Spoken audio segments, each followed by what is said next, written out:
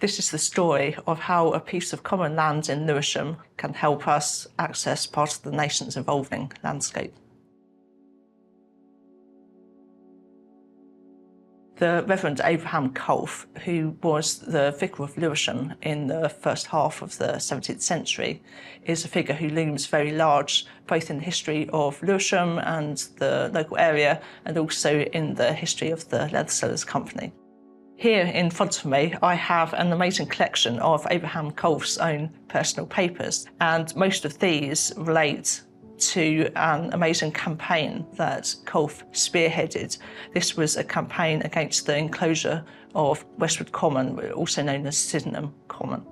So enclosure was essentially closing off common land for private use, which meant that local residents were prevented from being able to use this land to graze animals, for example, or gather firewood. Local residents, most of whom were poor, they were essentially prevented from being able to earn a livelihood or even survive. So enclosure was really controversial, and there were protests against enclosure for quite a long period of time over pretty much the whole country. So the enclosure of Westwood Common in Sydenham was part of this wider national environment of protest.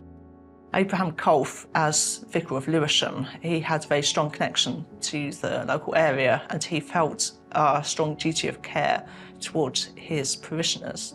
Colfe's campaign against enclosure took place in 1614 and 1615. It involved Colfe sending petitions to various very high-up bodies, from the Privy Council to the Barons of the Exchequer, to the Archbishop of Canterbury, and even to the King himself. And in fact, he led a group of 100 parishioners on a protest march to Tottenham Cross in order to present a petition to the King.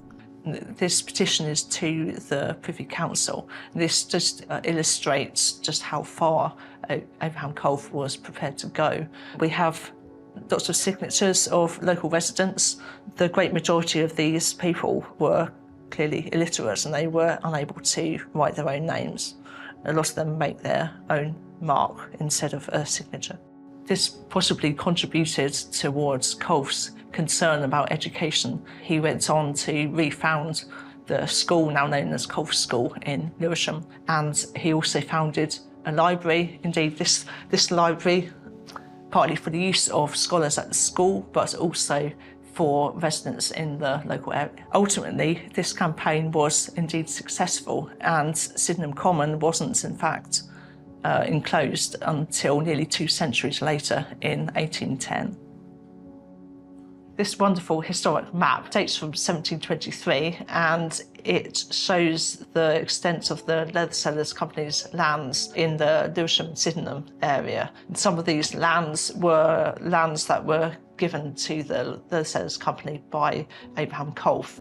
Another special thing about this map is that it shows part of the boundary with Westwood Common, scene of the fight against enclosure in the previous century. This boundary is here in the bottom left-hand corner.